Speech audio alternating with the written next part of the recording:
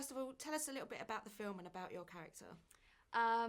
Well, I played Jay, and she's kind of this, typical teenager thrown into a rather insane situation, and kind of watching her deal with it and kind of coming out the end as a hero in a sense, which she probably never thought she would become that when you kind of first meet her.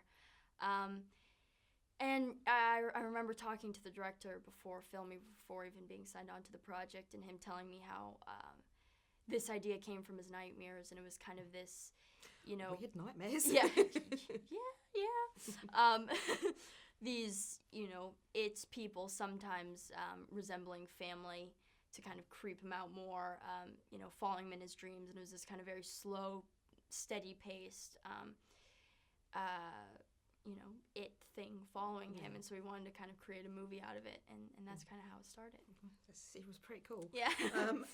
It's quite get my words out. Sexually charged. I felt uncomfortable watching some of the scenes. Yeah. How do you prepare for those kind of scenes? Oh gosh, I don't even know if there is a way to prepare. I mean, it's for this movie, it was definitely very vulnerable, and it's kind of, it's out there, and it's not easy for me to even watch the movie. But I think that it's a very special film, and for me, working with David, and David's so, specific, and exactly what he wants to create. So us just kind of talking, being like, okay, what do we want to convey here? What do we want to bring out in these scenes? And I guess that's kind of how you start. Can you block out like the crew and everybody Oh, while you're in the middle of it? It's, when you've got like, the boom coming like right there, and it's just like, oh, this is terrible. It's terrible. It would probably freak out a lot of young people it would probably stop them from having sex, full stop. What would freak you out the most? To stop you from having sex, obviously. Stop me from having sex? STDs, people talking about it, I don't know, that's creepy, right? Yeah, just a little. Yeah, just a little bit. On screen, it all looks like really, really, really tense. What was it like on set when you were filming, and did you manage to have any laughs? Or a few days there were some laughs, I'm sure. I mean, we've got a group of kids as the cast. But overall, it was pretty somber set. Yeah, it was. Did you have to keep it in that somber mood so you could like keep in character? Yeah, for me, it's not easy to just kind of go back and forth from being me to this kind of darker character and going through what she was going through. So usually on set, I had my headphones in, just kind of in my own world. Just block everybody out. Exactly. Yeah. I do that most of the time. Yeah, right? Just stop here. If you're keeping putting those in the shots, so you might okay. want to keep it. Okay. Yeah. You've starred alongside, say, Dennis Quaid and Kate Winslet, Josh Brolin, and Zac Efron. I'm sure you've had these questions loads of times before. What was it like working with Zac?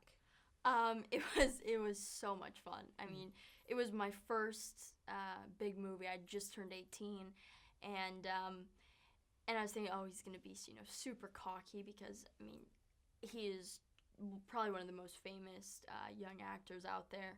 So I'm like, oh, he's gonna be kind of an asshole, kind of stuck up, and I remember meeting him for the first time, and he's like the most low key, just super chill dude, and he grew up a couple hours north of me, so he's also a surfer, and just, I mean, so easygoing. So we had so much fun. Didn't drool over him at any point, did you? No, I tried not to.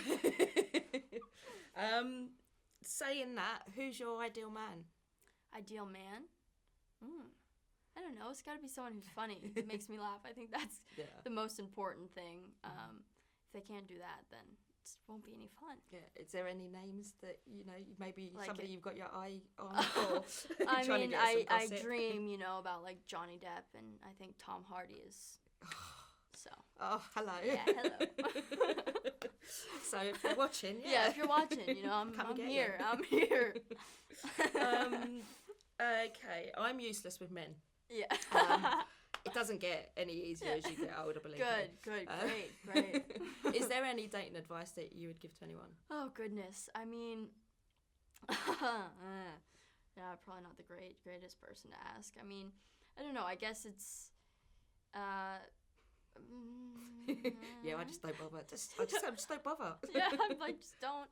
You know, a lot of guys are just not the smartest. This, this generation is very, very different from what it used to be, and I would say maybe just, take it slow and see if, you really like this person, and before, going all the way, I guess. Yeah. Take it slow. Yeah. Last question. Mm-hmm. I've read you're a kiteboarder. Yes. Excuse my ignorance. What No. is that? What the hell is that? It is, have you seen like wakeboarding or surfing? Yeah. Surfing? Yeah. Okay, so you do it in the ocean, and some people use a surfboard, some people use more of like a wakeboard style board, and you have the kite in the air and the kite's pulling you, so you're kiting and yeah, exactly, with the big kites in the air, and you're being pulled by. Yeah. How did you get into that?